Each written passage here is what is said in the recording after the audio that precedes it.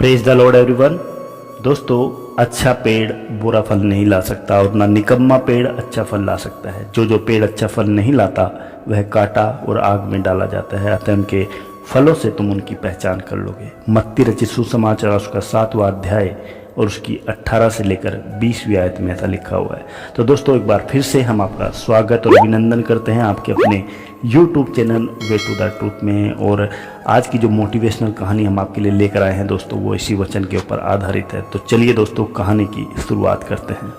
पुराने समय की बात है दोस्तों, एक व्यापारी व्यापार करने बाहर देश गया था और 20 साल बाद घर वापस आ रहा था। काफ़ी खुश था, अपने परिवार से मिलने की खुशी थी मन में। जब वह घर से लगभग 60 या 70 किलोमीटर दूर था तो उसको शाम हो गई। उस समय उसने चलना जो है ठीक नहीं लगा और उसने कहीं रुकने का निर्णय किया। उसने देखा कि सामने एक गांव है और आज रात को ये अच्छा सा घर देखकर मैं वहीं पर रुक जाता हूँ। गांव में प्रवेश करते ही उनको एक परिवार मिला।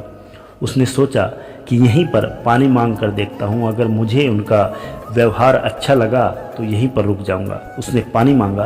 परिवार में सिर्फ 2 जन थे, पति और पत्नी। उनके कोई संतान नहीं थी क्योंकि पत्नी बांझ थी। परिवार बड़ा व्यवहारिक था। उन्होंने उनको पानी दिया और भोजन के लिए पूछा और कहा कि आप थक गए होंगे, थोड़ा आराम कर लीजिए और सुबह को अपने घर निकल जाइएगा क्योंकि अंधेरा बहुत ज़्यादा हो गया है। व्यापारी वहाँ पर रुक गया। उस परिवार का व्यवहार इतना अच्छा था कि वह जल्दी ही उस परिवार में घुल मिल गया। उस परिवार ने बहुत अच्छे तरीके से उस व्यापारी की खातिरदारी की, अच्छा भोजन उसके लिए बनाया। पत्नी भोजन परोस रही थी और पति जो है हवा कर रहा था। व्यापारी बहुत ज़्यादा प्रभावित हुआ और थोड़ी ही देर में एक परिवार की तरह उस परिवार में घुल मिल गया। उस व्यापारी ने अपना सारा किस्सा उनको बताया कि वो कैसे कैसे कब घर से गया था और अब वापस आ रहा है 20 साल बाद। बहुत सारी भेंटें अपने परिवार के लिए लेकर आया था। उसने सब कुछ उनको दिखाया।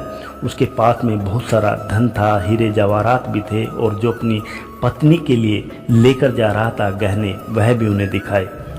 गहने देखते ही पत्नी की आंखें चमक गई। उसने अपने पूरे जीवन में इतने सुंदर ना गहने कभी देखे थे और ना कभी पहने थे। मन में छिपा शैतान जाग उठा। स्त्री के मन में लालच भर गया और वह अपने पति को दूसरे कमरे में बुलाया। वह गहने बार बार उसको अपनी ओर खींच रहे थे। वही हुआ जैसा आदम और हव्वा के साथ में फल को देखकर हुआ था। पत्नी ने पति को मना लिया और उन्होंने उस व्यापारी को मारकर सारी संपत्ति हड़पने का मन बना लिया। पुरुष पहले मना करता रहा लेकिन बाद में वह भी स्त्री हट के सामने तैयार हो गया।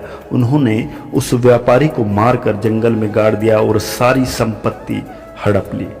इस घटना के 1 महीने बाद दोस्तों चमत्कार हुआ। जो स्त्री बांझ थी वह गर्भवती रह गई। परमेश्वर की महिमा निराली है। वह बड़े खुश हुए। उन्होंने आनंद मनाया और पूरे गांव को दावत दी। लड़का हुआ, लड़का बड़ा हुआ और उस लड़के ने अपने माता और पिता की वह दुर्दशा की कि उन्होंने जीते जी नरक के दर्शन कर लिए। पति मर गया तड़प तड़प कर और पत्नी पैरालाइज हो गई। बेटा सारी संपत्ति लेकर और बेचकर कहीं और चला गया। परमेश्वर हर रोज उस स्त्री को उस अपराध के बारे में याद दिलाता रहा। वह हर रोज चिल्लाती थी, तड़पती थी और प्रार्थना करती थी कि परमेश्वर उसको मौत दे दे।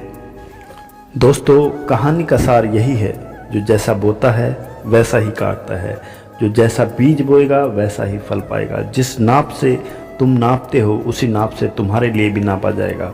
अपने अंदर के शैतान को जागने मत दो दोस्तों। और यह तभी हो सकता है जब हम परमेश्वर के करीब रहेंगे, नहीं तो जब तक हम पछताते हैं तब तक बहुत देर हो चुकी होती है। मैं आशा करता हूं दोस्तों यह कहानी आपको पसंद आई होगी। प्रभु आप सभी को आशीष दे। फिर मिलते हैं एक नई कहानी के साथ में। तब तक के लिए take care, bye bye, God bless you all.